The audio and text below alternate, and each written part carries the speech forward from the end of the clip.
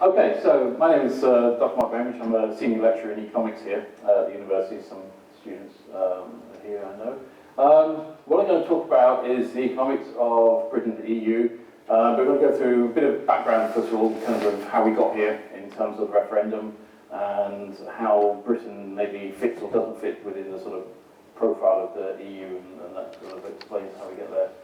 So first of all, a bit of background in terms of maybe how we got here. Britain's kind of had a troubled relationship with the EU in terms of membership. We tried to join originally back in the 1960s, twice unsuccessfully. First of all in 61 under Harry Macmillan, and then again in 67 under Howard Wilson, the first chancellor of this university. Both times we were blocked by President de Gaulle saying no to us. A bit later on we tried again, this time 1970. New French President, Pompidou, and this time the answer is yes. So after a bit of a struggle, Britain eventually looks to join, and so we're part of the first enlargement which took place. There was Denmark, Ireland, and Norway were queuing up to join alongside us. They had referendums. Denmark and Ireland said yes, and Norway said no. We didn't have a referendum to enter. And in many ways, that's the sort of start of this kind of relationship between Britain and the EU, and why this issue of referendum and this idea of an awkward partner, I think really kind of started at that point. First of all, being sort of knocked back twice in terms of joining, and then when we do join, it wasn't put to the country in a referendum to decide whether to join or not at the time. But we did join in 73, along with Denmark and Ireland. Obviously Norway had said no. But then there was a change of government. In 74, Conservatives of Heath lose general election. Labour takes over, and Labour Party was fairly split on this. They were split on this in opposition in the early 1970s. And so they went away and renegotiated terms of membership and had a referendum. Sound familiar? Split party, let's renegotiate a referendum. The idea was dreamt up by Tony Benn, and it was described by Jim Callaghan, who was the Foreign Secretary in charge of the referendum, as being the idea of the referendum as being a lifeboat that we may need to use, that Tony suggested, and sure enough they did. So you've got split party, renegotiate terms, again fairly smoke and mirrors renegotiation of terms, nothing really substantial, and then a referendum which we had in 75. So this referendum we had in Britain back then was, do you want to stay in? Here's some renegotiated terms, do you want to stay in? The overall vote was a yes, obviously, about 2/3 majority overall. So, that's a bit of background. How do we get to where we are today? Well, that didn't really settle things. Party leadership positions on Europe have fluctuated significantly. Back in the sort of 50s, 60s, even into the 70s, Conservatives were pretty much in favour, which kind of typifies the things we're just looking at in terms of people trying to join with Macmillan and eventually Heath. Labour Party has moved around, basically opposition, particularly in the 50s under people like Gaskill, for example, throwing away 1,000 years of British history with his phrase. Then things have moved around. Conservatives really from the 80s onwards, it's become what we might call conditional, which is kind of we're in, but we're not really sure whether we want to be in. Maybe we want to slow down the process of integration. Maybe we want to renegotiate that we're in. Labour, first of all, certainly in the 80s, early 80s was no under Michael Foot, and eventually moved to being yes as some of the key players there, and has been pretty much pro-integration ever since. The position of Corbyn is quite interesting at the moment. The man who, for a long time, held the EU in great suspicion, voted no in the 75 referendum, but now kind of thinks it's probably a good idea to remain. So, the movement in political parties has been not as clear yes or no as we might think. It's been much more, certainly for Conservatives, conditional for quite a long time. So this idea that we're now looking at for a referendum for those of us who are kind of interested in this kind of area, which aren't many of us, me and a few colleagues, has really actually been building up for a long time. It's not a great surprise we've got to this point. A bit more detail, how and why. Well, 75 flags it up as a possibility. So you've joined something, but 5 years after you've joined, or 5 years after you've negotiated, 2 years after you've joined something, you're already thinking, is this right for us? So from very early days, you're already kind of questioning your decision, is this a good idea? As I say, Labour Party policy, and particularly conference policy, through much of the 80s, was about leaving the EU. There's been this rise of Euroscepticism within the Conservative Party, going back to the premierships of Margaret Thatcher and John Major, particularly around the negotiations of the Maastricht Treaty on the European Union in the early 90s, and in opposition as well. So the key opposition people, when Blair was Prime Minister, for example, Hay, Duncan Smith, Michael Howard, again, this kind of Euroscepticism was a key part of what was happening within the Conservative Party, so kind of bubbling away underneath the surface of this. On the flip side, what's kind of triggered a lot of this Euroscepticism is the direction Europe's gone in. So after a fairly sort of explosive movement in economic direction in terms of customs union and harmonisation, etc. in the 60s, by the 70s, Europe began to sort of slow down in terms of what it was doing. But it was reinvigorated in the 80s and 90s. You had key political leaders, particularly in France and Germany, and you had, within the EU Commission, Jacques Delors, who moved Europe on and moved it on in this integrationist direction. This, particularly for the Conservative Party, began to sort of push against the direction that they were thinking about and they were interested in. So you've got this kind of opposite forces happening. Then, you might not remember then, Jimmy Goldsmith, Sir James Goldsmith, referendum party, 1997 general election. You can guess what their political platform was. Okay, very obvious. So the idea of having a referendum, have a referendum on the EU. Obviously it didn't win any seats, but got a lot of publicity, and maybe caused a few split votes amongst Conservative candidates in some constituencies. But again, it kind of brings it back into the forefront. More recently, we've got UKIP. Moving from small political party, almost like a protest group, gaining seats at local level and councils, etc., beginning to gain more votes in general elections, and then all of a sudden, 2014 European parliamentary elections, largest number of votes, largest number of seats. So again, pushing it to the forefront of perhaps our thinking. And behind all this, again, most people perhaps not aware of it, you've got the idea of Eurosceptical ideas. So you've got these pressure groups, think tanks, bubbling away underneath the surface, discussing ideas, putting forward potential ways out of Europe.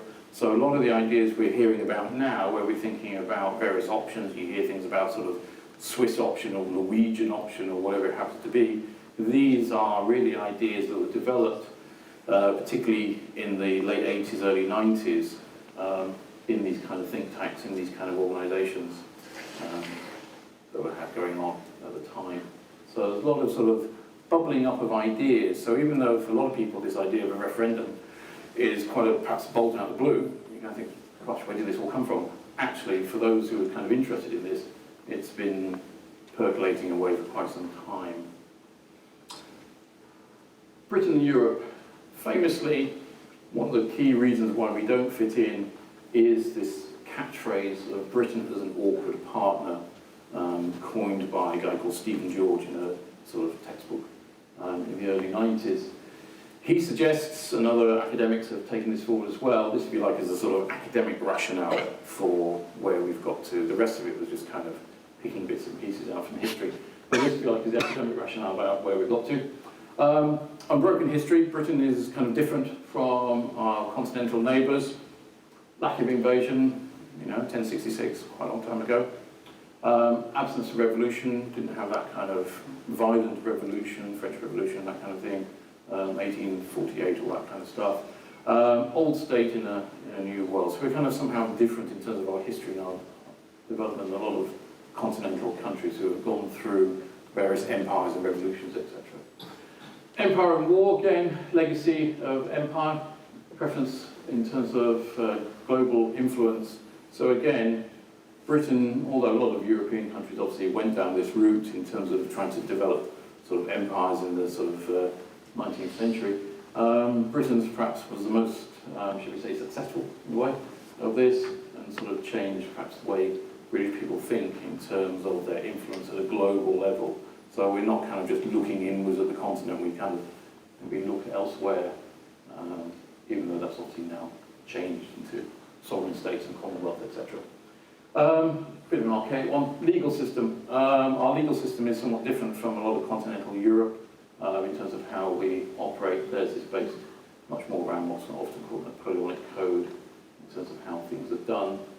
And finally, different type of sort of capitalism culture.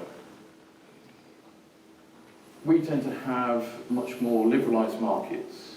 We tend to have a system which is much more individual. It's much closer to, for example, North America, the USA and Canada. It's very different from your social market type systems, for example, in Europe and obviously particularly Scandinavia.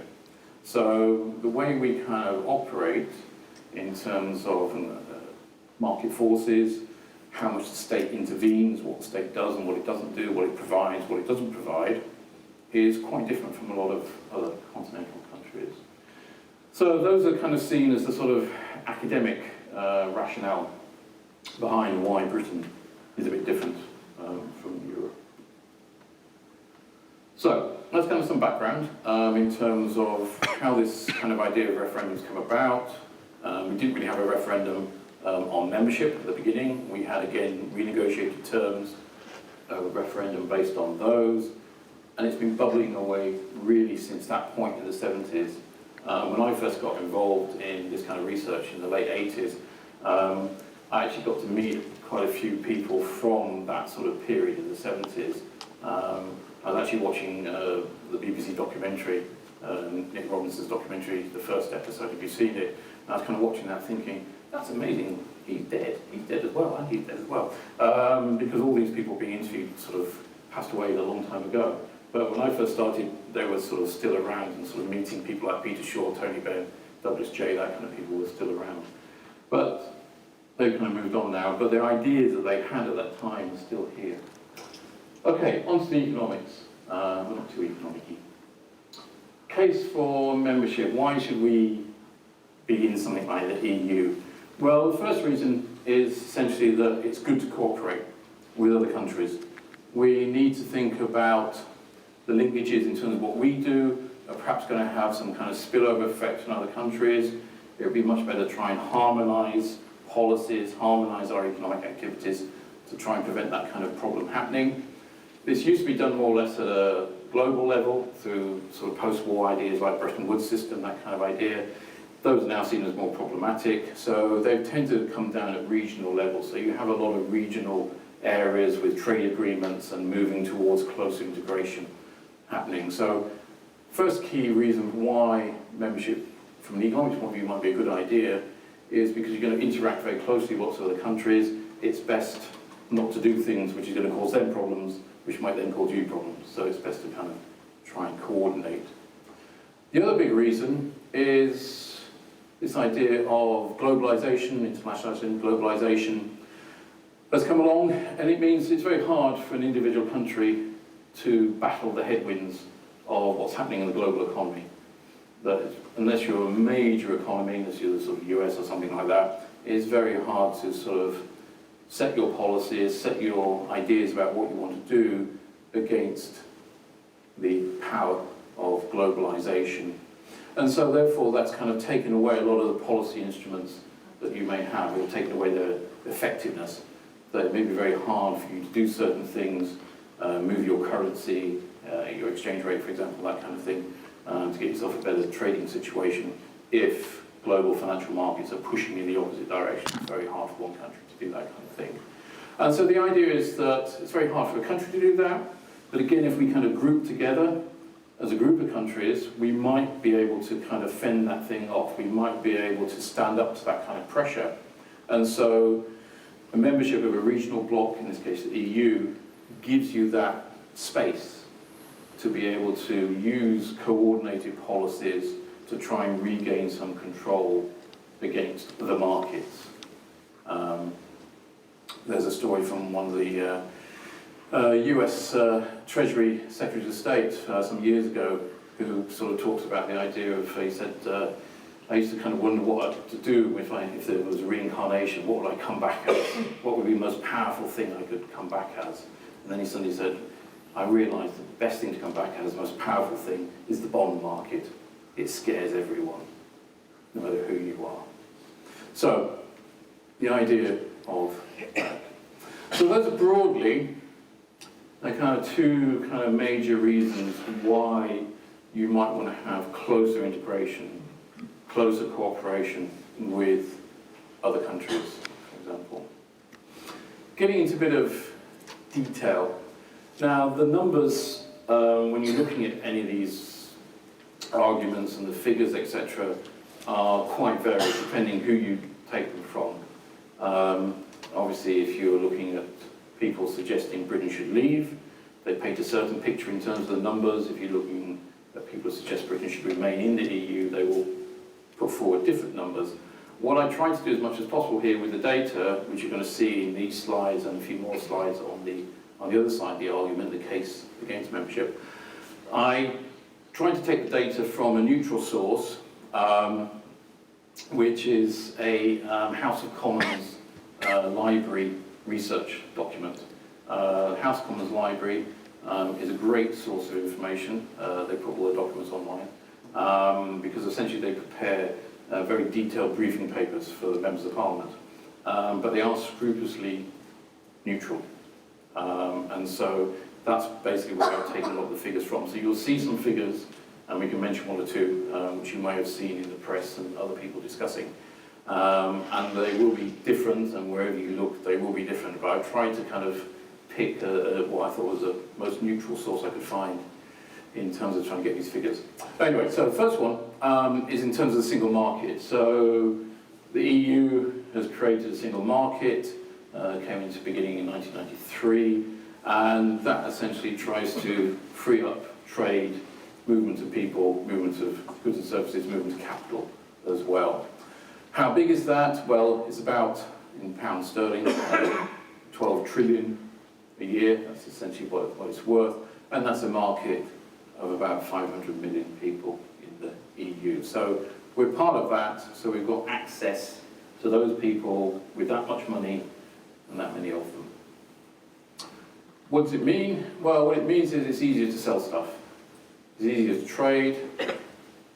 Trade barriers come down, customs procedures. It's now moving to take out non-tariff barriers. So these are things like product differentiation in terms of sort of health and safety or technical issues to do with goods and services. Try and smooth those out. Those will usually take a bit longer to do. That's why they're still working at it. How much is this all worth? Well, the EU Commission, so this is not the House of Commons, this is the EU Commission, so a slight alert here in terms of maybe biased figure coming up. The EU Commission reckons that the annual benefit for the EU as a whole from this single market is about 37 billion pounds for the EU as a whole. So, valuable. What this also does is get us into other trade deals, linking us to other parts of the world, other global markets. So the EU will go away and negotiate, as it's doing at the moment, for example, with America, negotiate trade deals with the rest of the world, and because we're part of the single market, we instantly then feed into those other trade deals. So the estimate is that that leads to another global market of about 17 trillion a year. Deals with Canada, Japan and the US are in the pipeline at the moment. and that could raise the market significantly, because obviously they're large, wealthy economies. So we get that. So if you have a product to sell, you conform to the specifications, the harmonised regulations for that particular good or service or whatever it happens to be. You can sell it within the internal markets, and you sell it to all the other countries within the EU, plus a few others, and I'll come on to those later. But also that gets you into other markets as well. And the EU is very powerful in this area. You might sort of see occasionally the EU taking on large American corporations. At the moment it's sort of taking on Google, but it's taken on Microsoft in the, before now. And so it has a lot of power in this area where it can often dictate product specification and what companies as big as people like Microsoft and Google can and cannot do. For example, preloading your software into computers and all that kind of stuff. And these other companies have to listen to this. Otherwise they'll potentially get shut out or they'll just be heavily fined. So it has a lot of power in this area. Trade and money talks, even to big companies in places like the US, for example. Another side of this is investment, is money flowing in terms of investment, inward foreign direct investment, FDI is foreign direct investment. The EU accounts for the largest single flow, 47%. Let's stop, do some numbers. In terms of what that looks like in the last few years.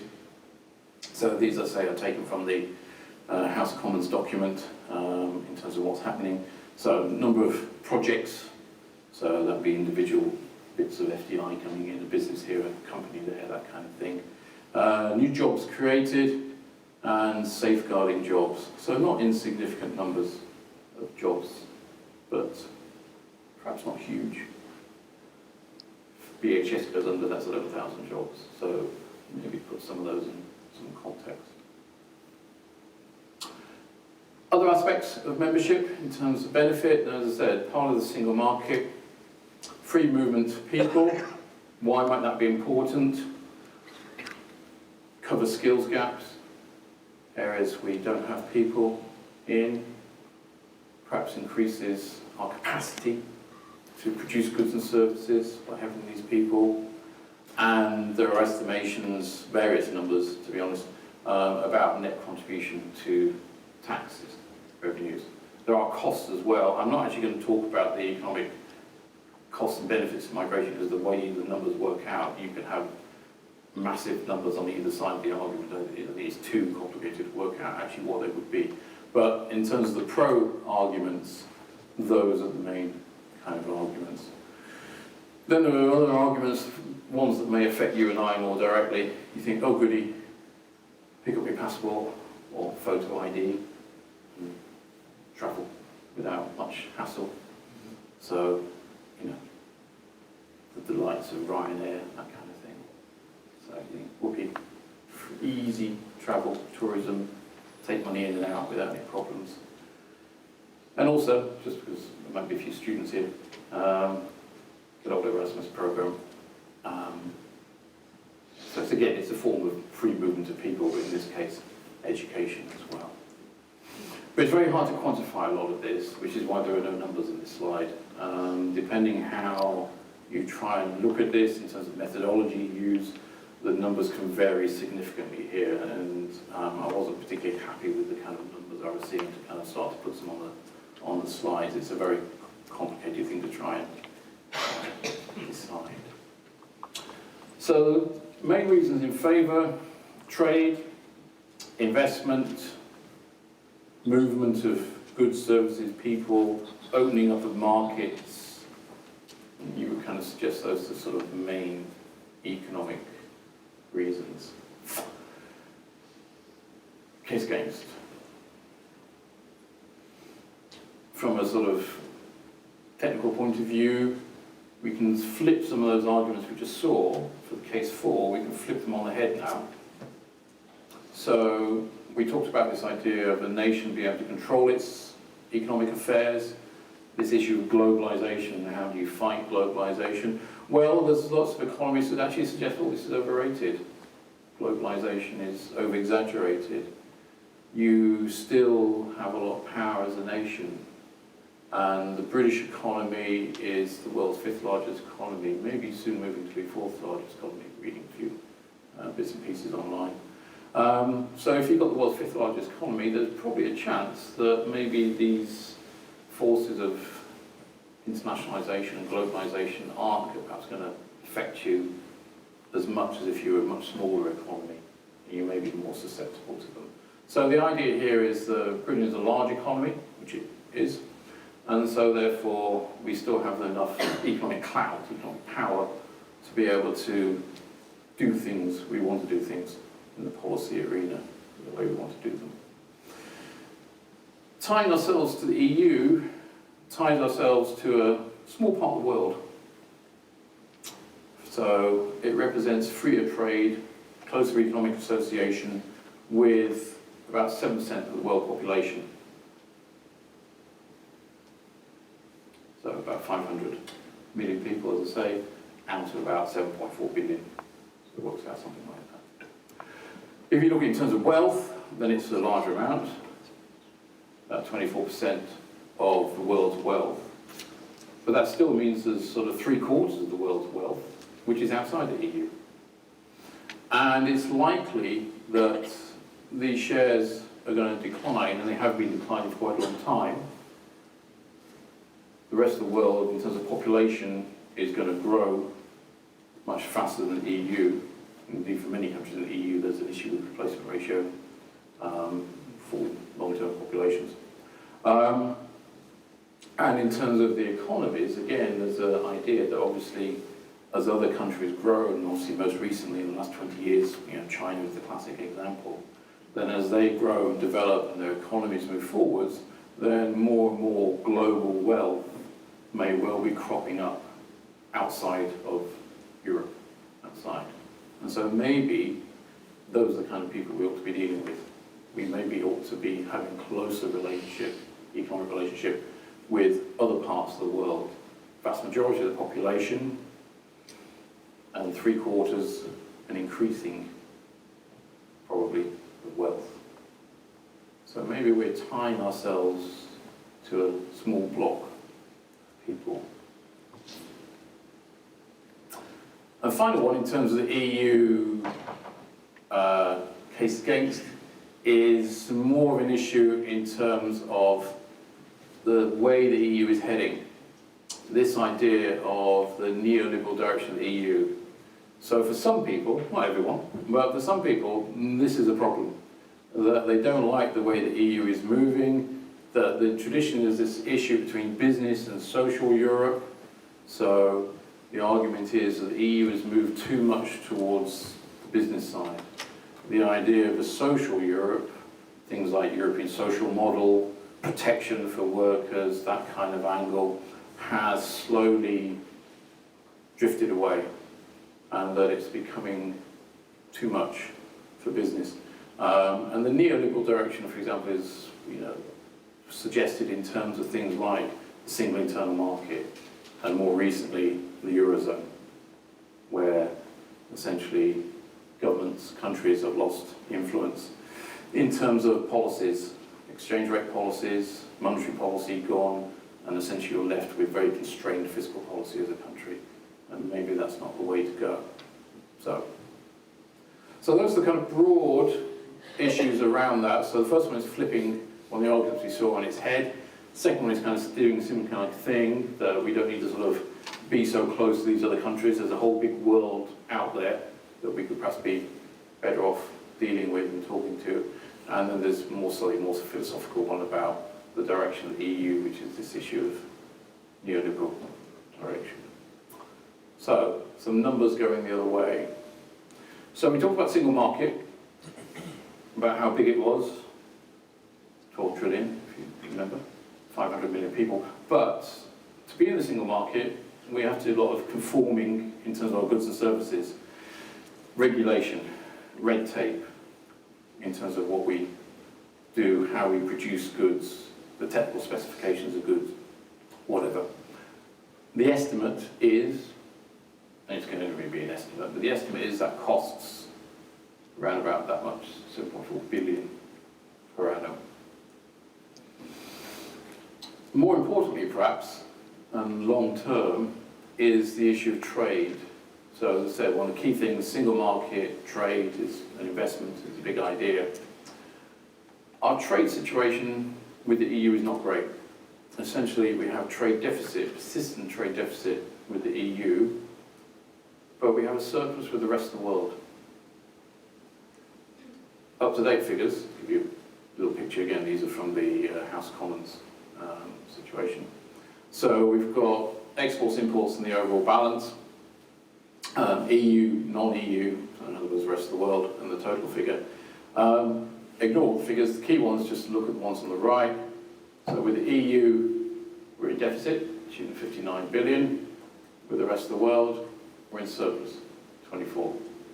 Overall, that pushes us into deficit. But it's kind of interesting that it's so stark that we're in the EU, we're trading with these other countries, but we don't seem to do very well with them. We don't seem particularly competitive against them, whereas we do seem to be pretty competitive with the rest of the world. The other issue, just to point out another figure, is the share of trade we do with the EU. As you can see, exports 45%, imports 53%.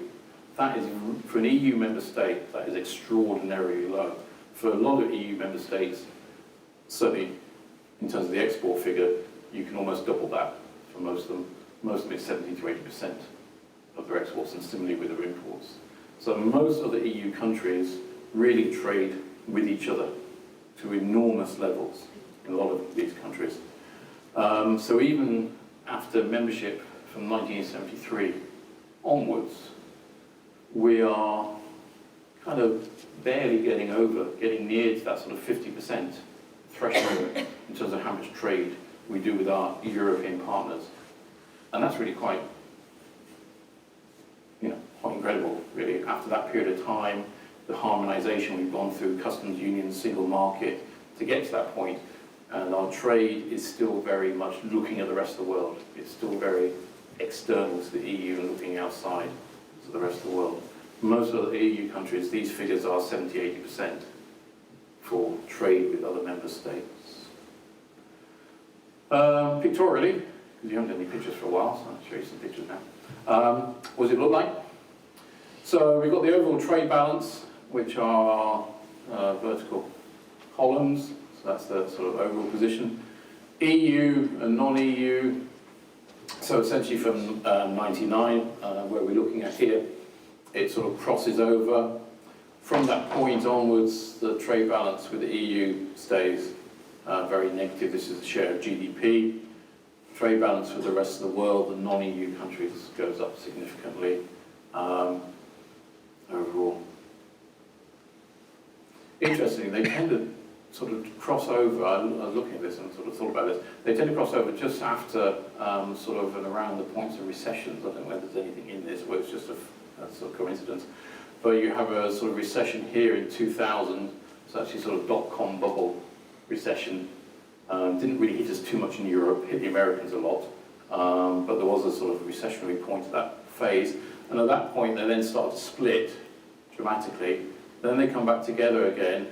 And then you have the recession in 2010. And then they split off again. I don't know, I was just looking at it when I looked at it and thought, oh, that's a bit odd. But I don't know if there's anything profound in that. I just looked at it and made it up, as I do in most of my lectures. As long as you say it seriously and look like that, people believe you. Another way, just looking at the trade. This is just with the EU, so this is not with the rest of the world. Again, just kind of showing you the figures with the EU. So this is the UK trade balance with the EU. This one is percent of GDP, and this one is in fixed billions of pounds. So this goes back to 73, so this goes back to the original membership position.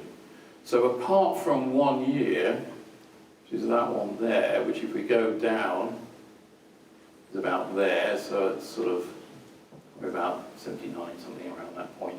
So apart from that kind of 1 year, then we've essentially been fairly firmly in deficit trade-wise with the EU. It's all the way along. So, single market trade doesn't seem to be working out. We seem to do fine trading with the rest of the world, not so fine trading with our neighbours, our partner countries within the EU. The budget. So, another key aspect in terms of costs is what's happening with the budget. We have an annual, at the moment, the annual net contribution is about 8.5 billion. What that translates to is about 280 million a week. This is the figure when Boris is talking about this, he starts talking about 350. But that's because he's not taking the net figure, and there's also, so this is Boris, okay, he's talking 350. The proper figure is actually 280, but it's still a lot of money. 40 million a day. If you work that out per hour, by the time we finished this public lecture, that's 2 million quid gone to the EU from when Friedel kindly introduced me to when we finished today. You've cost us 2 million quid, Friedel. You have to Philip expenses claim for me. That was shocking. So it's a lot of money. So this is the one where they're talking about how much money is. You know, you could build a hospital a week, for example. If you could build one that fast, that's a joke. But you know, there's a lot of money going out. What that ties up to is about 0.5% GDP. So in terms of Britain's wealth, it's half of 1 percentage point. But it's quite a lot of money. And over the years of our membership, that's what it looks like.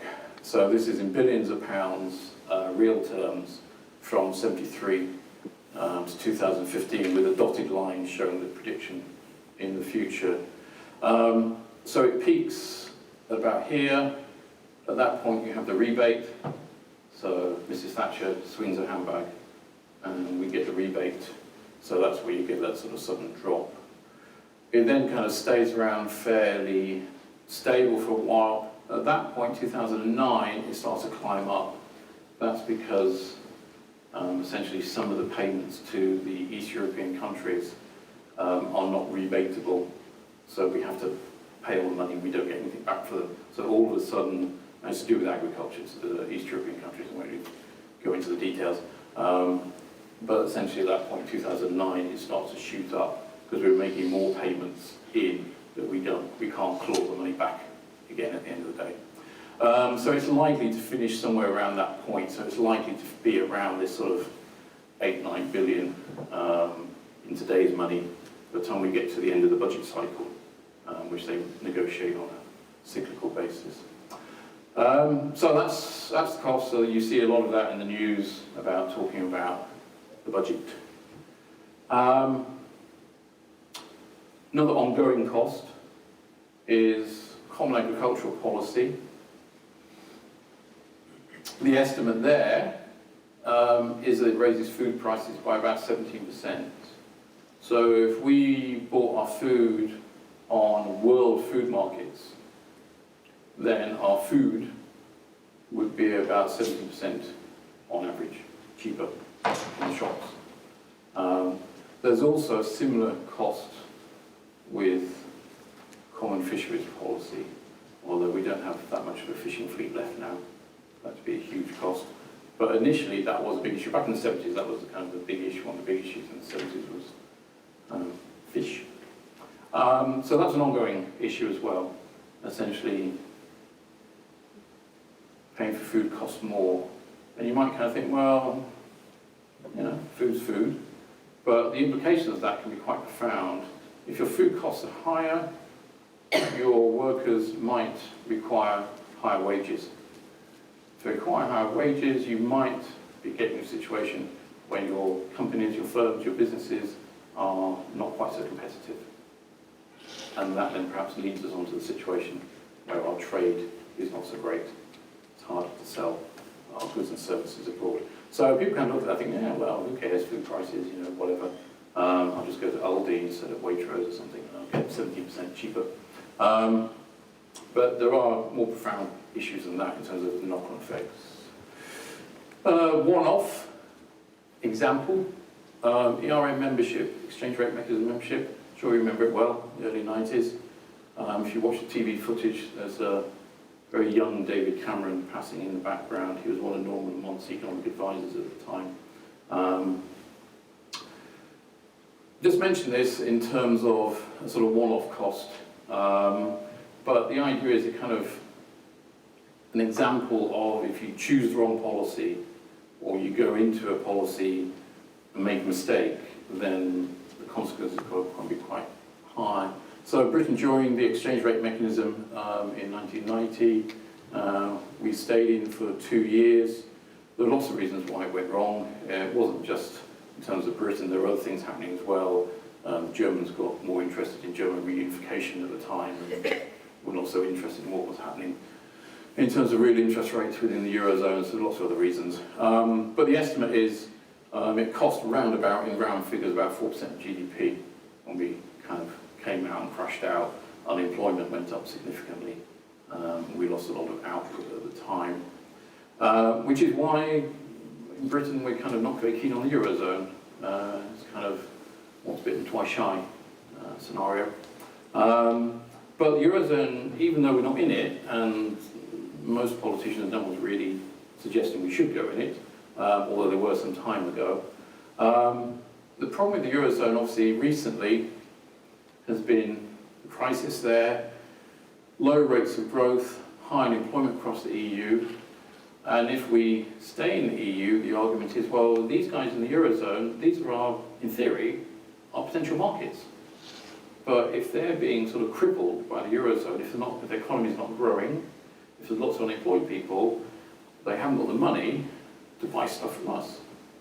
So we're basically sort of trading and getting economically close to a group of people who are not in any real fit state to participate in what we're supposed to be doing, which is trade and goods and services and buying things and that kind of thing. So even though Britain's membership of Eurozone is now kind of more or less completely off the agenda, it does still impact on us, and there is an issue there. So those are kind of some issues around the costs and benefits. So it's basically around trade, investment, on the benefit side. On the cost side, you're really thinking about the negative side of trade and investment in terms of regulation, trade deficits, and then some of these other issues, particularly around the budget, and then small issues around agriculture and stuff. So, what was negotiated on our behalf? Well, the government negotiated a couple of key areas. First one it calls sovereignty, although really it's political power, because you can't really negotiate sovereignty. You can have sovereignty if you don't have it. It's really around an issue of political power. So the two main areas they negotiated are those.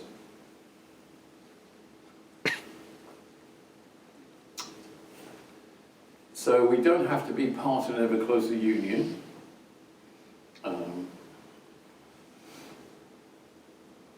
Which is nice. Not that anyone's really ever defined what that might or might not mean, but it's nice to know that you don't have to be part of it. And then they came up with this red card for national parliaments. There used to be a thing called a yellow card. They still have that for national parliaments. It's only ever been invoked twice, ever. So they moved on to this new idea. So if 55% of national parliaments object to a piece of EU legislation, it will be rethought, not abandoned, but rethought. So the red card thing depends on building alliances. So the chances of that happening are unlikely. As I said, at the moment they have a thing called a yellow card, which they've had for a number of years. It's only ever been invoked twice. This has a higher threshold of getting it invoked. So chances are probably not.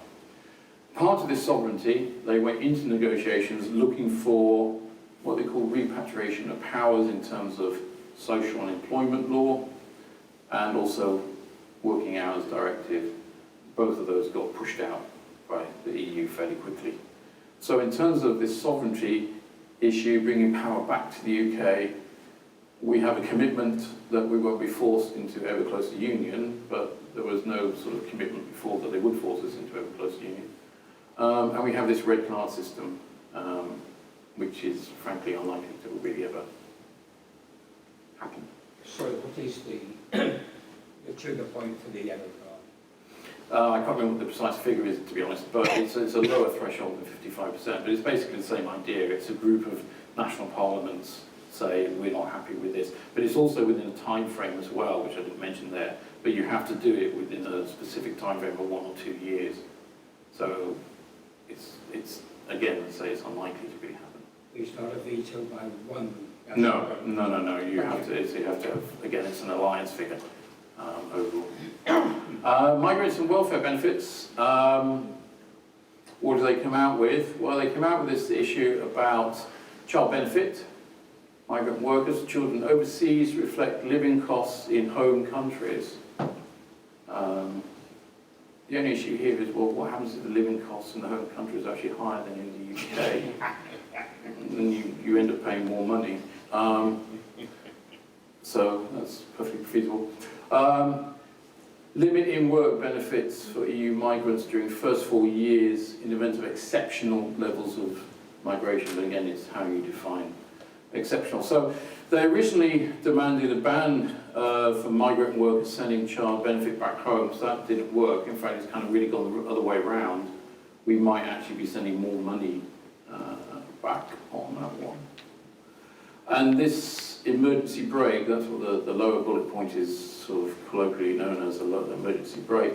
Well, assuming you kind of can define this issue of exceptional levels of migration, then it can only happen for a limited period of time. So that was the other bit of negotiation. The other bit they negotiated was economic governance. 2 areas really here. One is the City of London. You might have noticed from the data we had a look at in terms of trade, then as I say, our exports of goods and services, or goods rather, is not great. Service sector we are stronger in, and therefore that usually means shorthand is City of London. So they're keen as much as possible to sort of build something in for the City of London. So protection of City of London prevent eurozone regulations being imposed upon it, and retention of the pound. So we get to keep the pound. But if we never want to join the eurozone, then we'd get the pound anyway. And reimbursement of any British money spent on bailing out eurozone nations. So essentially, we get our money back if we help bail them out. But since we're not in the eurozone, we're not part of things like European Stabilisation Mechanism, which is the bailout fund thing. So unless that suddenly ran out of money, we wouldn't really be bailing them out in the first place. So overall, what it means is, what that first one means really, is that we can escalate our concerns on eurozone decisions for further discussion, but basically they got no broader financial regulation. What they wanted was a lot of financial regulation exceptions, but the Germans and the French in particular weren't going to buy this, and so basically vetoed this. So they came back with really not what they wanted. They wanted the ability of the City of London to sort of opt out from a lot of sort of EU financial regulations, etc. Didn't really work. And we got this idea of guaranteed non-eurozone countries will not be required to fund euro bailouts. As I say, the way they've set it up with the European Stabilisation Mechanism is essentially around eurozone countries bailing out other eurozone countries. So it's very, very unlikely that they would sort of come to us and ask us for money in the first place. Competitiveness is the other area they looked at. So to use some of their phrases, EU institutions, member states make every effort to implement, strengthen the single market. Do you think, well, okay, fair enough. And to take concrete steps towards better regulation, which is shorthand for saying deregulation, actually, cutting red tape. It's one of those sort of double-speak moments when better regulation actually means less regulation in this context. In this, actually, they got more than they were offered in the initial draft. So this they've done a little bit better in, but it's kind of only promises. There's nothing really fixed in this. It's just kind of, let's try harder, everyone try harder, and let's not quite do so much regulating.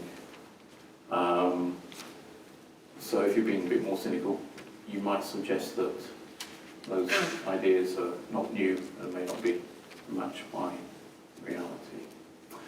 So in terms of the negotiation and the points they renegotiated on, those are the sort of main areas that they negotiated on. As you can see, none of those really relate to the economic issues that we looked at a moment ago. None of them are firmly about what's happening in terms of trade, what's happening in terms of EU budget, what's happening in terms of agriculture, what's happening in terms of investment, etc., etc. So most of them don't really relate awfully closely to lots of things we've looked at in terms of the main economic arguments for and against, in terms of hard, cold cash, in terms of the costs and benefits, in terms of monetary things. They are, lots of them are kind of putting in so-called safeguards, putting in the idea of being able to sort of put your hand up and say, we don't like this, but a lot of that involves getting other countries to say the same thing within the limited time period.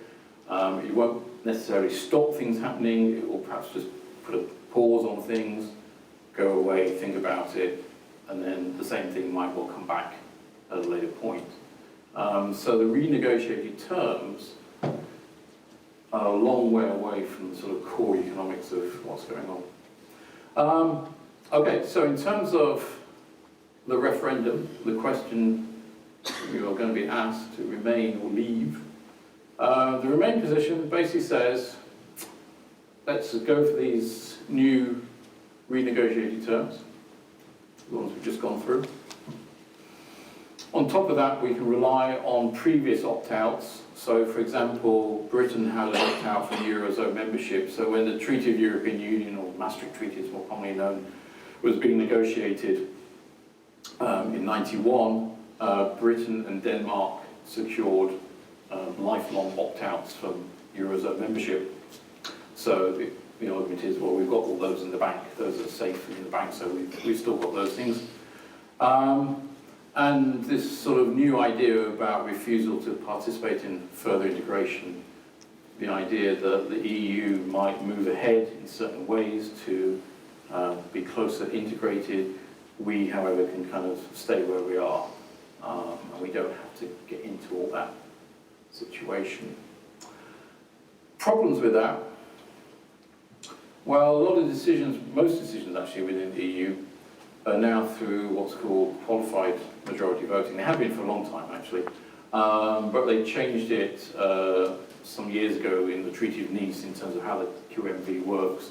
It's now, you need what's called a double majority in terms of QMV. So it's basically harder now in qualified majority voting when EU is making decisions to block things. You need a larger group of countries to come together so that you need to block something. Whereas in the past you could form an alliance just with 1 or 2 countries, were usually enough to block legislation. Now you need at least 2 or 3 large countries in terms of QMV votes, which are basically based on population, to try and block things. So that kind of weakens this tactic. There's every opportunity. You as an individual country, such as the UK, may not be happy with something, but if several large countries, say France, Germany, Spain, etc., want something to go ahead, then you're not going to be able to put together a blocking minority. The things that they've negotiated, as I say, as I mentioned a moment ago, are basically a compromise solution. The UK is still committed to lots of potentially problematic aspects of the EU. The budget, net budget contributions, that's not really going to change. Single internal market, the trade situation, the regulations, not really going to change. And to a lesser extent, the agriculture and fisheries type issues, which are not really going to change. So the argument is, okay, we've got all these new terms, we've got some of these potential opt-outs and bits and pieces. On the flip side, you could say, well, actually, we're not really going to be able to block anything that we don't want to block, and it's not really solving any of those problems. So. The leave position. First of all, how do you leave? There really wasn't a way of leaving before. The EU never really specified a way to leave. The only country that did leave, anyone know who it was? Whose participation in time here? Who left the EU? No? No. Greenland. Oh yeah, oh of course. Yeah. Okay, yeah, so Greenland left. They really left because, not because they didn't really like the EU that much, they basically got political sovereignty away from Denmark. They were basically a sort of bit of Denmark. And so once they kind of broke away from Denmark, they thought, oh, we'll just break away from everything. And so Greenland left. But they didn't really have a way of doing it. But in the Treaty of the European Union, in other words, Maastricht Treaty, they actually wrote in how you do leave now, whereas in the past it was sort of assumed people would want to join, but no one would want to leave. So you invoke Article 50 and start a 2-year process. This is where a lot of the arguments you're hearing now are sort of saying, well, actually, if you did want to leave, it would take more than 2 years to sort things out. It would take a longer period of time to kind of work things out. And so that's maybe an issue in terms of whether we should leave or not. What would we have to do? Well, we'd have to negotiate 3 areas, really. Withdrawal terms, our future relationship with the EU, which is what I'm going to talk about next. And also, what would we do to replace trade deals that we have through the EU with other countries? So this kind of goes to what, for example, President Obama was saying the other day. Britain leaves, you'll be at the back of the queue, blah, blah, blah. To which the answer is, well, you're going to be president for 6 months after the vote. So maybe it's not your decision. Parliament has to do an awful lot of stuff. They're going to be very busy.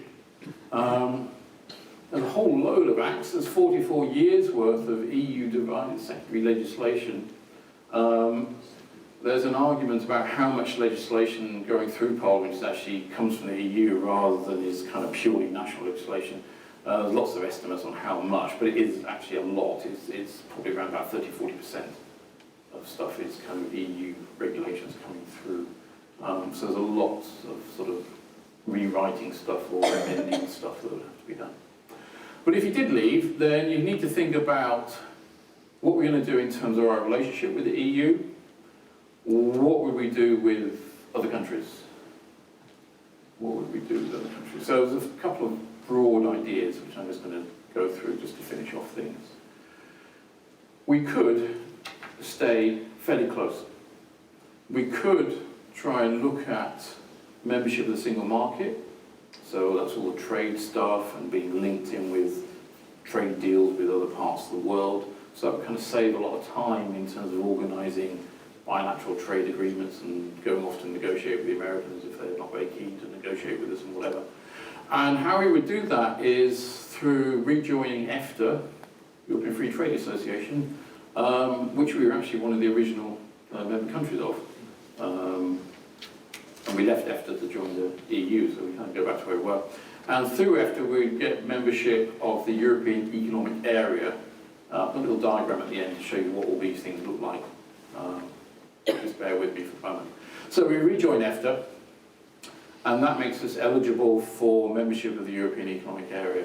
Essentially what that gives us, as I say, is access to not just the EU, but the EFTA countries as well.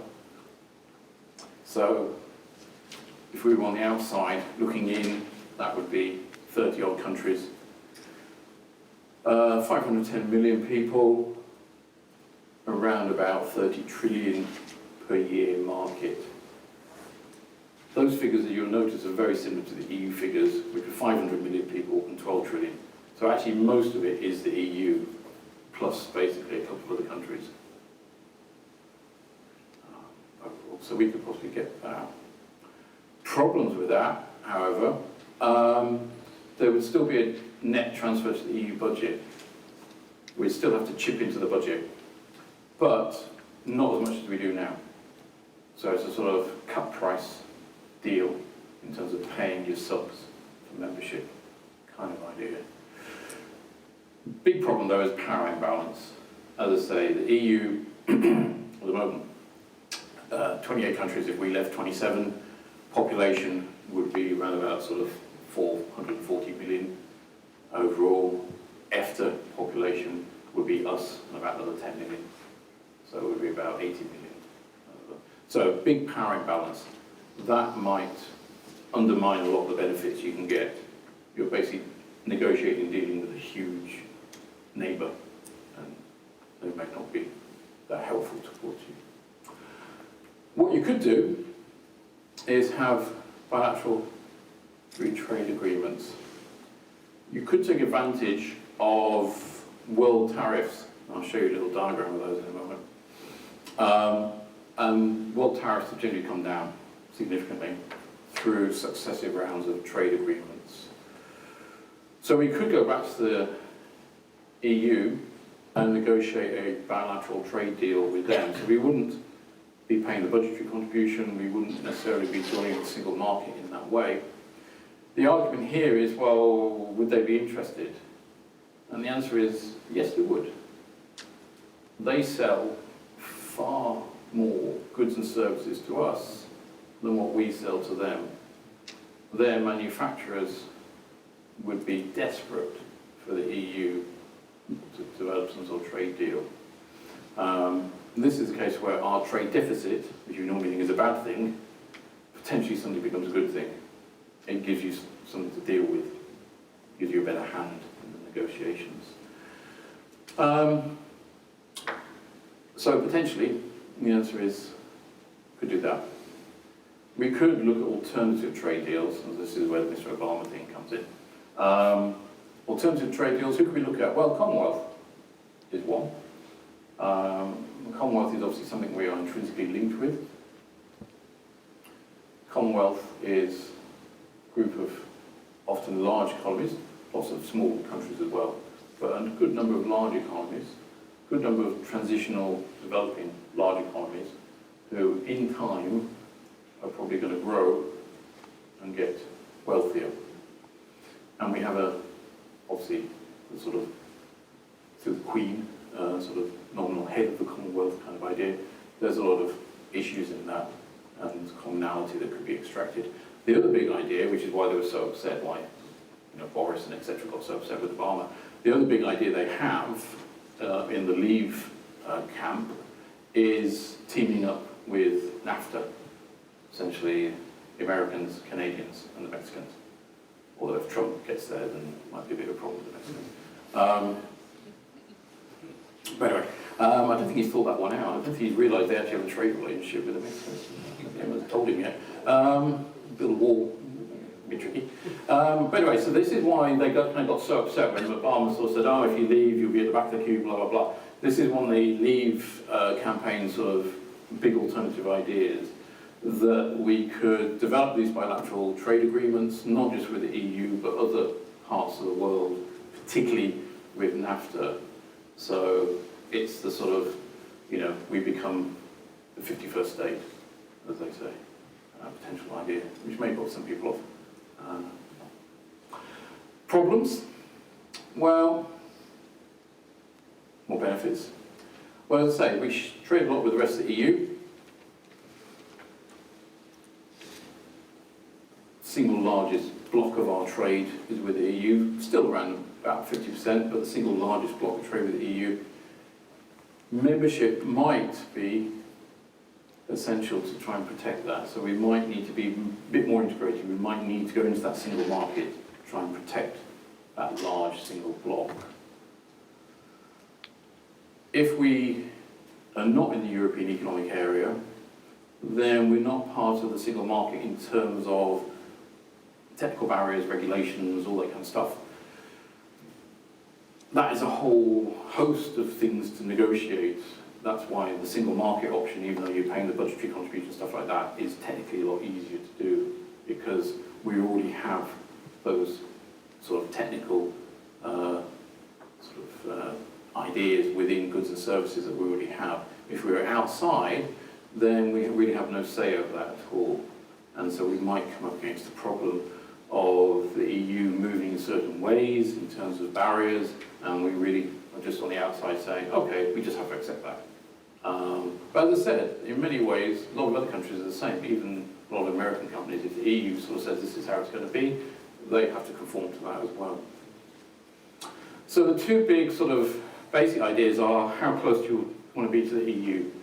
Do you want to be sort of a cut price member, pay a bit of budgetary contribution, but you're in the single market, you kind of got a lot of the technical stuff dealt with, or do you kind of want to step further away and kind of start from scratch in this kind of way?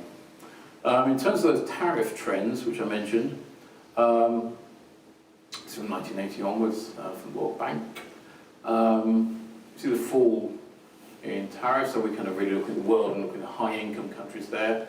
So the idea that if we were outside, all of a sudden we'd be hit by very high tariffs and all that kind of stuff, that's kind of gone. So back in the sort of early 80s, you're quite high, around about 15%. Now, on average, tariffs are around about, just a bit under, sort of around about 5%. So the idea of being outside, being hit by high tariffs, might have been a bit of a frightening thought many years ago. That was certainly one of the arguments around in the 70s, for example, when they were much higher. But with trade liberalisation, we kind of moved more in this direction. So, net benefits overall. These are some estimates of net benefits and costs of overall. So, over on this side, the argument is it's a net cost. Over on this side, you're suggesting EU membership is a net benefit. So there's a few outliers. British government study is out there. UKIP is over there. Surprise, surprise. Kind of thing. These other ones are kind of think tanks. Civitas is a right-wing think tank. IEA is a very right-wing think tank. Although I haven't met people from the IEA. I actually met Lord Harris of Highcross, who used to run the thing, which is a bit scary. Institute directors, US Trade Commission in 2000, they got really interested in Britain and this idea of having some kind of closer relationship with the EU. So they did a big study. European Commission, National Institute for Economic and Social Research, and the British government. If you knock out the sort of the outliers, sort of over here and over here, then as you can see, kind of 2%, kind of either way, maybe sort of 3 and a bit% is kind of where the test be. So you can look at these kind of numbers. As I say, the methodology behind them can be quite varied. So I would, you have to be careful when you look at these and compare them, because it's what they counted in, how they measured it, all this kind of stuff. But if you knock out what I kind of think about outliers out there, then you get some kind of idea that in terms of GDP, maybe it's around about 2% benefiting us, maybe it's around about 2 and a bit% not benefiting us. So this is the problem. It's very in the balance, as Friedel was saying earlier, it's very in the balance. Final slide is this. European membership groupings. This is what Europe looks like. So it's not the map that you're used to seeing. This is what it looks like economically. So you've got the Euro area. So those are those countries in the Euro area. We have the European Union going all the way around there. So that involves these group of countries who are obliged to join the Euro. So Czech Republic, although they changed their name last week, and a few other countries.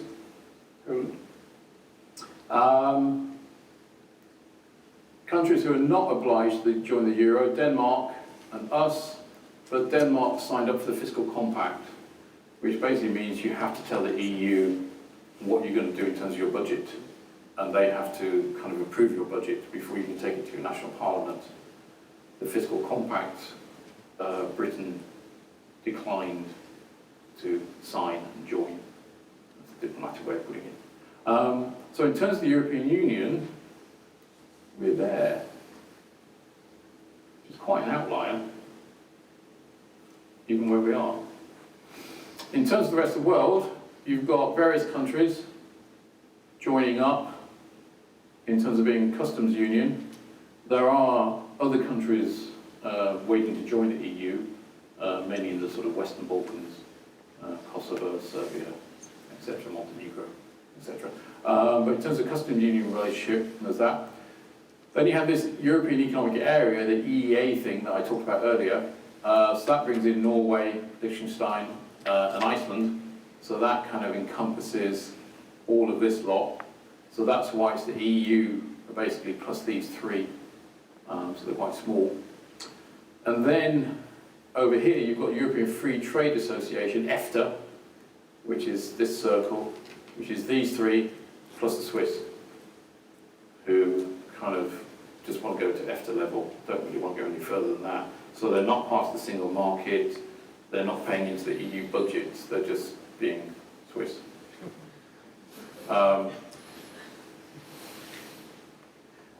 So that's your sort of map of Europe, as it stands. Not your conventional map, but your sort of economic map, in terms of who is linked with who and how are they linked with who. So in terms of the European Union, let's say we're there. We're pretty much already a bit of an outlier. But we don't really, we're not certainly, we've got an opt-out from the euro, so all this Euroland stuff basically, or soon to be in Euroland, all of that is not going to affect us. We're still going to be there. So the argument is, could you move from there, there, or there, for example? Okay, so the final one is just some sources and references, featuring my name a lot, in all modesty. But just sort of saying, it's not a new thing. Myself and colleagues have been writing about this for a long time. I started as a research assistant back in the late 80s, and when I became a lecturer, carried on doing research on this area into the mid-90s. And at that point, I kind of stopped on the Britain EU stuff because we'd sort of said all this and done all this, in all modesty, about 20 years ago. So politicians and the national debate has kind of caught up with sort of where myself and my colleagues were about 20 years ago. But we did sort of do a few extra things as things came up, journal articles on alternative relationships, a couple of books on the ideas of being moored to the continent or not, and what you could do to get out, and also some stuff on the referendum in '75. That's the House of Commons document by Webb and Keep, which has a lot of the economic tables in, the facts and figures in. Because as I said, a lot of it is very,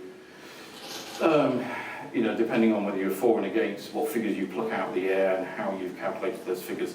So I wanted to try and keep it as sort of neutral as possible, but I'll get back to that one because that's perhaps a sort of thought-provoking one at the end. Okay, thank you very much.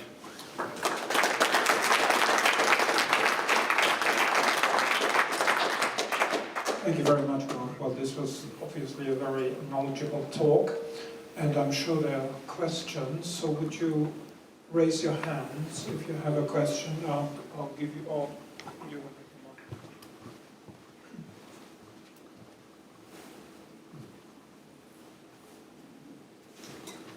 Four little letters, TTIP. Where have they gone to? Well, they haven't gone anywhere. I mean, the transatlantic trade investment partnership deal with the Americans is kind of an interesting one. It's one which I think really depends where you stand actually in a sort of political way of whether you're interested in it or not. The kind of economics behind it, in many ways, makes a lot of sense, and it's this neoliberal direction that I talked about earlier in terms of the way things are going. The key issue with it, in terms of whether it's a good idea or a bad idea, this is the long-running, for those who don't know, it's long-running negotiation between Europe and America to get some sort of big bilateral trade deal signed, rather than having small issues, deals around particular issues. the key thing really is what it could potentially mean for a lot of countries and their economies in the EU. And it's potentially creating a sort of open market. And one of those areas in terms of the open market, which a lot of people in Britain are worried about, particularly on the left, is in terms of things like National Health Service and how it might affect that in terms of sort of privatised healthcare and blah, blah, blah, blah. It basically potentially opens the door for that kind of policy to happen. So where it goes, I don't know. My guess is obviously they will do a deal on it. They have to do a deal on it because they've been talking about it for so long. It fits very much a lot of the direction that the EU is going in, as I say, this sort of neoliberal direction that the EU is going in, which is why a lot of commentators are, sort of, for example, very surprised that people like Corbyn and a lot of people in the Labour Party who have been very anti-EU for a long time now seem to have had a complete change of heart, and even with these kind of things going forwards, seem to think that somehow you can sort of renegotiate or change things from inside. But I think that's really going to be going against the flow. I don't really think that's really going to be feasible. So that one's an interesting one. I think it will go ahead. I don't think it's going to be changed an awful lot from the way it looks at the moment. And really, whether you like it or not, as I say, it tends to be this sort of political issue in terms of whether you think it endangers welfare provisions, particularly NHS, or whether you're not too worried about expansion of maybe private healthcare and that kind of issue.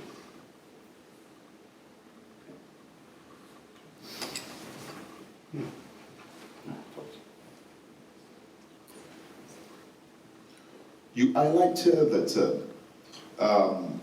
you're having positive, UK is having positive value for some of our trade with non-EU countries.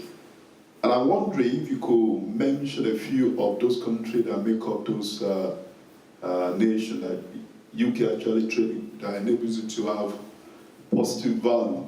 I'm wondering if there are no country that you have, that UK has some level of colonial ties with. If they are, I would like to know how sustainable are those relationships which enable UK to continue to have, in view of the fact that we have some Asian country coming up with their capacity development, and I'm wondering how UK will be able to sustain such a relationship. Okay, thanks. Well, off the top of my head, I don't know which countries we have trade surpluses with, I have to admit. But in terms of what you're saying, then yeah, I mean, that's one of the reasons why the Commonwealth argument kind of comes forward. When you do look at the countries that we often have trade surpluses with, for good or bad, they tend to be developing transition economies. That itself is often argued as a problem, because the argument is there that you can basically only sell goods to countries who have a low income elasticity demand. In other words, they're happy to accept what you might see as potentially slightly inferior goods. And so once they get wealthier, they are going to turn around and say, well, actually, I'd like to buy that German whatever or American whatever. And so you kind of get shut out of those markets. So it is slightly a double-edged sword. The argument is whether you're just trading to countries because your lack of competitiveness allows you to trade to them because they're quite satisfied with the goods you're offering, and eventually they may not be, and so therefore they may turn away from you. But if you do kind of set up a trade agreement with them, which is kind of one of the arguments that they have, then obviously you would sort of lock yourself into them a lot more, and that could possibly sort of see you through that process. And of course it's a question of time of how long it takes for them to move in terms of their income, maybe change their taste in goods or services. And if you're locked into a trade situation with them, then that might not happen for quite a long time, because you get this idea of consumers get sort of repetitive in their purchasing, and so they get used to a certain type of product or quality of product, whatever. And maybe they, as I say, may not be able to get to the income levels where they can sort of look elsewhere. But there is a danger in it, I agree, and that's the danger that potentially you're dealing in terms of trading with a lot of countries where once they get wealthier, they're not going to be interested in your products anymore. But that also then puts a sort of very depressing and negative side in terms of the British economy, because it kind of suggests that we can never get any more competitive. which is a sort of fairly sort of dismal way to kind of think about things, because you're kind of sort of saying, well, we're only so good at producing stuff, we can never get any better than that, so basically that's the end of the story for us. And I think that that's not a really sort of, sort of positive way to think about things. What you should be thinking is, with proper investments and maybe changing certain things, valuing things like apprenticeships more and that kind of thing, that there's no reason why you couldn't, not overnight, sort of, emulate the German economy or the Dutch economy or the Austrian economy or the American economy. You can't do that sort of, or Japanese economy overnight, but in time, you could sort of move your economy forwards. And so there are various areas, for example, in terms of industrial policy, which a lot of economists suggest that things like the EU actually stop us doing.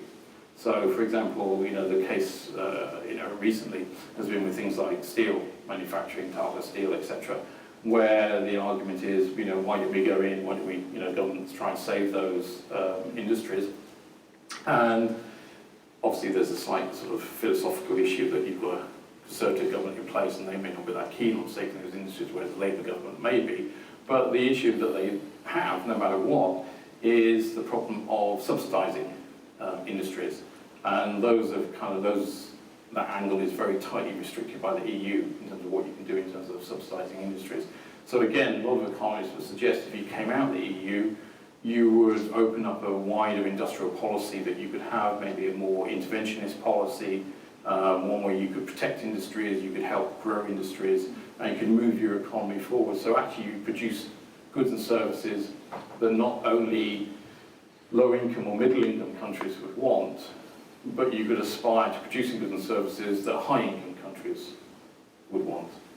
And there's no reason to sort of suggest that you couldn't do that. There's many, many things in place in this country which would allow you to do that.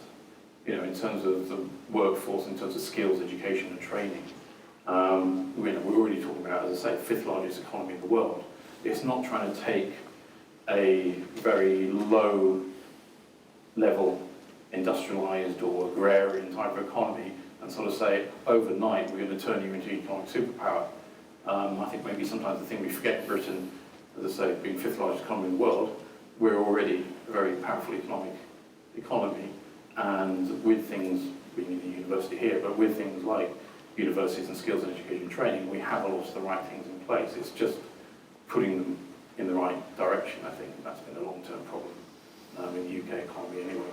But the argument is that some of the aspects of Europe actually stop us doing that through things like potentially subsidising, bailing out vital industries like steel, for example, which came recently. I hope that answers your question.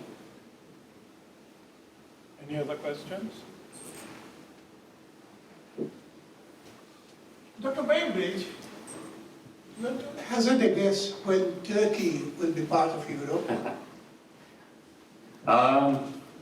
My colleague who left to catch her train, she would have enjoyed this question. She's an economist who specialises on EU-Turkey economic relations. When will Turkey join and not just stay at its customs union level? I don't know. That's the sort of perennial question within the EU in terms of how integrated Turkey becomes economically. I think at the moment it's going to be some time away, to be honest. I know that they've also been knocking on the door since the sort of, since the 80s really. I think at the moment there's not really any great prospect of that happening.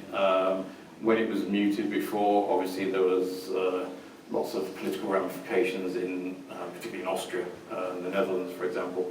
I think that kind of thing will probably come back. Looking, for example, just recently at the presidential elections in Austria, the far right have got into the sort of final round of the voting. So I think, to be honest, Turkey's situation, I think, will kind of stay where it is at a customs union level. That's not a bad thing. To form a customs union with the rest of the EU, moving away trade barriers, you're opening up trade, for example, so that's helping Turkey significantly. It's also obviously beneficial for customers in the EU. We can buy goods and services, agricultural products, whatever it happens to be, from Turkey, a lot cheaper than what we could have done otherwise. So I think at the moment there's a mutual beneficial thing going on economically. The big issue for Turkey, obviously, is more in the politics side of it. I think that's the sort of big conundrum. How and when that might be resolved, I'm not sure, but I don't think anyone can tell you, but I think the answer is some distance in the future, to be honest. So you don't think the refugee solution will give them any extra points? Yeah, I mean, this is it's interesting what's happening there. Yeah, I mean, the refugee solution, I think, is part of the great game, to use a phrase from the old days, the Ottoman Empire, and all that. And that's certainly kind of what they're doing. They're trying to earn the brownie points as much as possible by sort of, cooperating and et cetera, et cetera. It will possibly help, but I don't think it's going to help that much, to be honest. I don't think it's going to be enough to get them over the threshold for some time to come. But yeah, you're right, they are sort of making these kind of movements. And it's interesting to see them doing that after spending a long time. I think that, they've probably been kind of thinking, what can we do next? What do we have to do to kind of prove our usefulness to the rest of the EU? And as you say, the sort of refugee crisis has kind of given them that opportunity, which they've taken, which is a perfectly logical step, I think, for them to try and take in terms of sort of bigger geopolitical aspects of what's going on. But I think overall it's going to be a long way off, yeah. There was another question from this gentleman. Yeah.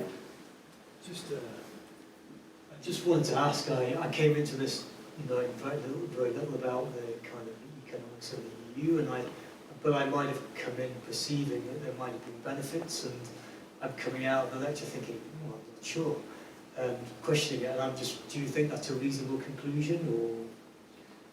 I think for a lot of people, there's a sort of almost subconscious idea of we're in, therefore it must be a good idea. All of our mainstream politicians and parties say we're in and we want to stay in, and therefore you kind of think, oh, must be a good idea. A lot of obviously big businesses, CBI, etc. So I'll say, yeah, that's a good idea. So I think for most people, if you haven't really kind of met the issue before, there's this sort of perhaps subconscious perception that you've got that, yeah, it's a good idea. That was part of the idea of the talk, was to kind of try and give a balanced picture, which for some people pointing out the negatives might be things perhaps you haven't seen before and thought about before, which in your case. And that's great in a way. That's the whole point of this public lecture and this kind of talk. I've tried to keep things neutral as possible, although you can probably guess which angle I come from, in terms of sort of where we sort of sit on these issues. But as I say, I think this is the big thing. It's been having a referendum on this issue for most people has not registered in their sort of thinking about politics and economics for a long time. It's something popped out of nowhere. Cameron sort of mentioned it in the last previous election, but then obviously you're in coalition with Lib Dems, so that was really not going to happen. He gave Lib Dems a referendum on AV, just to keep them quiet. And so it kind of gets mentioned again. But actually, as I say, for those of us kind of interested in this area, it's really been sort of bubbling along underneath the surface for a very long time. And a lot of analysis and study and arguments have been done on this. All these ideas you're seeing now, as I say, most of these ideas and stuff I was sort of writing about 20 years ago. So they've been around for a long time. But yeah, it's something which is very different because it's not about do you like a political party, do you vote Conservative, Labour, UKIP, Green, Lib Dem, whatever? Because this kind of issue tends to cut across most political parties. There are people obviously in the Conservative Party for and against, there's people in Labour Party for and against. There's even people in the Lib Dems, which is kind of a bit old, for and against as well. You can think Lib Dems are solely fairly integrationist, but they're not. There's bits and pieces of them. There are some political parties which obviously do sit very firmly on one side of the fence or the other, for example, the Greens and UKIP, for example. So it cuts across party lines, and having a topic that cuts across party lines, I think, again, is very different. And it makes you have to think a lot harder, because normally, you associate yourself with a particular set of ideas, you associate yourself with a political party, and that's kind of who you are. You know, you're a Conservative person, you're a Labour person, and that's how you are, and that's how you vote, and that's how you think, and that's maybe the newspaper you read, a website, the blogs or website you look at, whatever it happens to be. Whereas this issue is very, very different. And therefore it poses a lot of problems for people in all political parties to think about. And the other problem really is, as I say, from the slide before that one, overall, it is very close. The economic pros and cons are very close. What we haven't talked about are the sort of political issues, the more sort of broader sort of political issues. And for those, it's obviously harder to quantify them. You can't sort of put a price in terms of how much of GDP or how many trillions of pounds or how many jobs this or that might create from a political point of view. And that's part of the problem as well. That it's not just the economics of it. There are sort of political arguments which are related to this topic, which I think we'll be discussing in other parts of the lecture series, which again are non-quantifiable. And so those, again, come down to a sort of gut instinct of how you feel about it. And I think that's really how it's going to be for most people at the end of the day. I say the figures are very close, for and against. It really kind of comes down to, do you want to have a country where you are perhaps more outward looking, you can do things economically more independently, you can decide what you want to do in terms of your exchange rates, your fiscal policy, your monetary policy, whatever it happens to be, your social policy, your industrial policy, and you can do what you want? Or do you want to be linked to a group of countries who are going to constrain some of this, but maybe offer you benefits because it's easier to trade with them or easier to deal with them because you kind of signed agreements? But if you signed agreements with one set of people, you can probably sign agreements with another set of people, or you can go back and negotiate those agreements. And that's part of the problem is, you know, the renegotiation, which my cynical bit came out when we were going through the renegotiation points. You know, most of it really, in my view, is kind of all smoke and mirrors in terms of what they negotiated. It's just kind of nonsense, really. It doesn't actually address any of the key points. Most of what they got are sort of well-meaning platitudes from the EU, which really don't really mean very much at the end of the day, and are no different from what the position was before. You know, we won't force you into the euro. Well, we've had an opt-out from the euro since '91. You know, big deal. So it's kind of like, you know, we promised not to do something to you which we were never going to do in the first place. Yeah, so. But no, it's a difficult one to think because it's not straight down the line in terms of the costs and benefits, and it's not straight down the line in terms of your political position as well. And that's what you're going to see. I mean, you see it already in the campaign. But that can be a big issue as well, actually, in terms of the campaign, who you see campaigning and arguing on the Remain and on the Leave side. And this takes us back to 75, and it was a kind of similar thing. You essentially will have the political establishment on the Remain side, and what you might call the political mavericks on the Leave side. So in 75, on the Yes side, it was Jim Callaghan. Wilson sat on the fence, a bit like Cameron's doing, sort of thing. But you had Callaghan, you had Margaret Thatcher, at the time the new Conservative Party leader. You had Heath, who was not happy, but you know, still voting in favour. On the No side, back in 75, you had people like Tony Benn, Peter Shaw from Labour, Douglas Jay, Enoch Powell, your mavericks. And at the moment, this is what you're getting now. So on the Yes side, you've got sort of Cameron, Corbyn's kind of slightly there, but kind of keeping a bit of a low profile. But other people will start appearing, you know, Blair, Mandelson, all the usual suspects will come out. You've got most of the Conservative cabinet, although Theresa May gave an interesting speech the other day, which was like, of all these problems, but, you know, we'll stay in. So lots of them are kind of clearly kind of manoeuvring for longer term political position rather than what they really believe.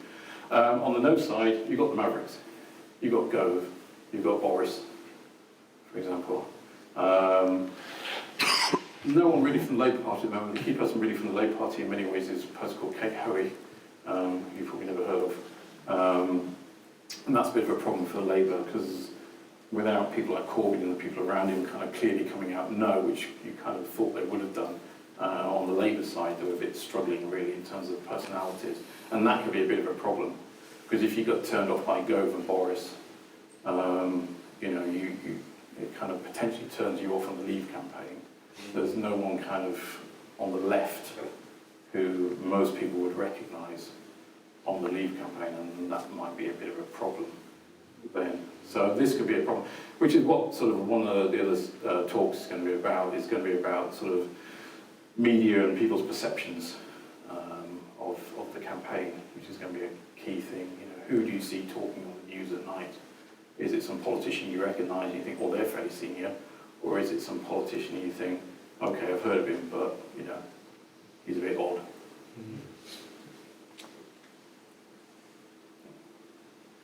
I'll come to you first.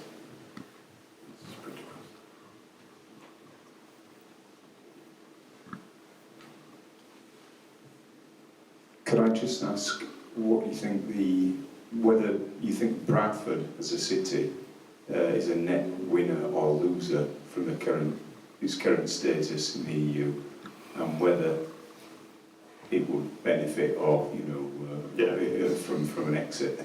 In or out for Bradford? Yeah. UDI for Bradford. It's a difficult one. I mean, this is the one that, all due respect to BRB Radio, but when I get asked to do radio interviews and stuff, they kind of say, oh, what does it mean for our city? And you think, it doesn't mean anything really. They always want to know what it means for us. To be honest, I think overall, years ago, I would have said the better thing for Bradford would be to stay in, because Bradford would have got significant money from the EU in terms of regeneration funds. And you might remember that, I remember that years ago, you see buildings around Bradford, with the EU flag on, sort of saying this is being, money coming from Europe on this, European Regeneration Fund, European Social Fund, that kind of stuff. You don't really see that now, and that's because of enlargement. And so because of enlargement, Britain has essentially lost its status of having poor areas. So our poor areas were sort of bits of Yorkshire, South Yorkshire, bits of West Yorkshire, Northern Ireland, for example, and bits of the Southwest as well. They were sort of seen as sort of economically poor areas, Northeast as well. So you got money back from the EU for that, and that would put money into regeneration projects. It could be building infrastructure, that kind of stuff. With EU enlargement, all of a sudden, and this is enlargement that's happened in the 2004, 2007 with Eastern European countries coming in particular, then we're no longer poor in EU terms. Those countries are bouncing along on income levels which are about half or 2/3 of ours. So we now suddenly look rich. And so a lot of the countries that have got money, not just Britain, but other countries, Spain, Portugal, Greece, Ireland, the money's dried up. The EU pot of money, hasn't grown, the EU budget hasn't really changed. There's more money now for redevelopment because there's less money going into agriculture, which used to take a huge amount of the EU budget. But there's more countries who, shall we say, are more deserving than we are. So if you'd asked me this question, as I say, 15 years ago, 20 years ago, something like that, the answer would really clearly have been, yeah, actually, if you're talking about Bradford, you stay in because you're going to get money out of the EU. If you're now talking about where we are in Bradford, you're not going to get that money. How does it affect us in terms of trade? Well, as we saw there, we run up a big trade deficit with the EU. So the industries that Bradford had, in the old days, textiles, all that kind of stuff, and some manufacturing things, where are they now? Well, the mills are gone, converted, burnt down. Slightly regular basis. Suspiciously regular basis. But it's gone, it's all changed. And that's all gone and changed. That industry, that kind of thing is gone. Those kind of heavy industry kind of areas of that kind of aspect's gone from Bradford. From when I first came here in the mid-80s, it's changed significantly, as I'm sure you're kind of aware of as well. So the trade situation with the EU is not helping us. It's probably clearly not helping Bradford. The old industries that Bradford have had are gone. Not all the EU's fault, but I would suggest that's perhaps part of it.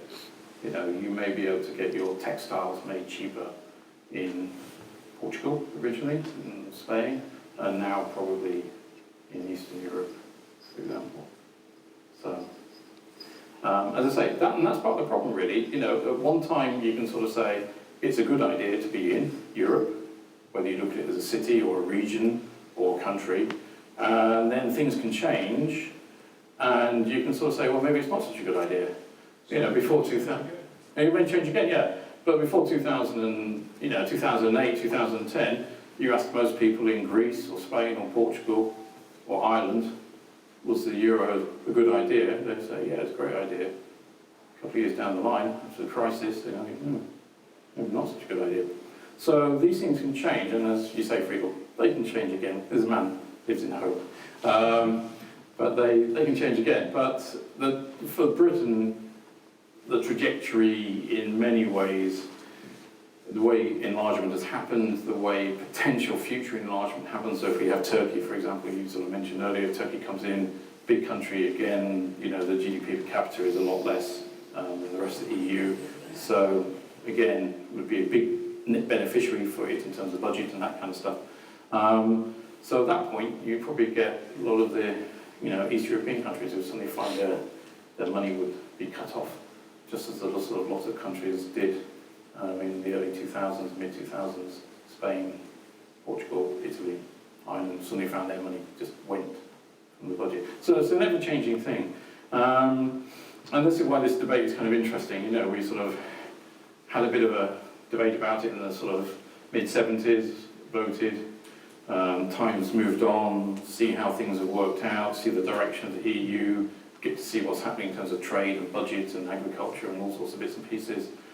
See how the rest of the world has changed. If you said to people in 1975, oh, by the way, 10, 15 years later, China's going to be really rich, and going to be producing this, this, and this, and this, and we're going to be buying most of our stuff from there, you would have said, mad. Ain't going to change. So, as you say, you can't predict the future. And that's part of the issue of this debate. It's very hard to predict what would happen if we stayed in and what would happen if we left. And I think that's the whole problem, really, of this kind of argument. It's I not can predict the clear-cut. near future, though. Which do we have to finish? And we should finish Yeah. now. And thank our speaker. Thank you very much. Thanks.